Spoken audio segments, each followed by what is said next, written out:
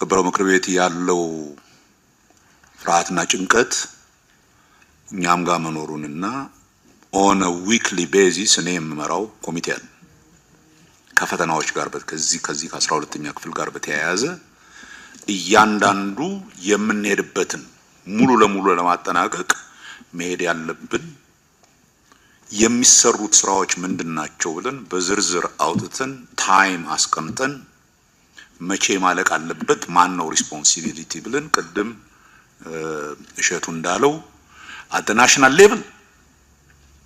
የትምህርት ሚኒስቴር ቴሌ መብራት ኃይል የክልል ትምህርት ቢሮ ኃላፊዎች ያሉበት ኢንሳ everything that is related to ይሄን ፈተና በትክክል ከመስጠት ጋር በተያያዘ ያሉትን እንትኖች የሚከታተል ናሽናል ቲም አለ እሱን ታች ድረስ በየዞኑ በየእንትኑ ሄደን እንዲቋቋሙ ተደርጓል ጠቅላይ ሚኒስትር ቢሮ ጋር በጋራ ሆነን ማጠቃላይ በምክትል ጠቅላይ ሚኒስትሩ የመሩት የኦንላይን ስብሰባ ግን ሁሉም የክልል ፕሬዝዳንቶች ባሉበት በዝርዝር ምን ለማድረግ እንደታሰበ ምን እርዳታ ነው ከክልሎች ምን ፈልገው ትምህርት ሚኒስቴር ምንድነው የሚያደርገው የሚለውን በዝርዝር ሰርተን ነው ይሄድንበት ያለን ሁለተኛ በፊትም ከነበረው እንትን አንፃር እኛ መጀመሪያ ያደረግነው እንትኑን መቁጠር ምን ያህል ኮምፒውተር አለን ኦር ታብሌት አለን ይሄን ለመስጠት በሚል እኛው 122000 የሚሆኑ መፈተኛ ስቴሽኖች ኦር ኢኩዊፕመንትስ አሉ በእርግጠኛነት የምናውቀው ይሄ በነገራችን ላይ ክቡር ሊቀመንበርም ያሉትን ጨምሮ ነው ሀገር ውስጥ እየተመረቱ ያሉ ላፕቶፖች አሉ አሁን ያንኛ ፕላን ስናረክ ነበር በዚህ አመት ወደ 6000ን አግኝተን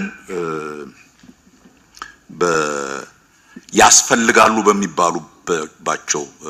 ቦታዎች ላይ እናስቀምጣለን ይሄንን የሚሰራ የቴክኒክ ኮሚቴ አለ የቴክኒክ ኮሚቴ ስራው እነኛን 122000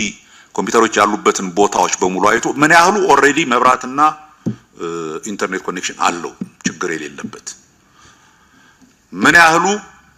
የቴሌ ኮኔክሽን ይቀርዋል ምን ያህሉ የመብራት ችግር አለበት ብለን በዝርዝር እያንዳንዱ ፐር መፈተኛ ጣቢያ በነገራችን ላይ ሁሉም ትምህርት ቤቶች መፈተኛ ጣቢያ ይሆናሉ ማለት አይደል ተማሪዎቹን ማፕ አድርገናል ከመፈተኛ ቦታዎቹ ጋር ሶ በዝርዝር ነው ይሄድንበት ያለነው እኛም ሙሉ ለሙሉ እርግጠኛ ሳንሆን 100% ብቻ እንሰጣለን ብለን ያለ ፕላን ቢ አንሰራው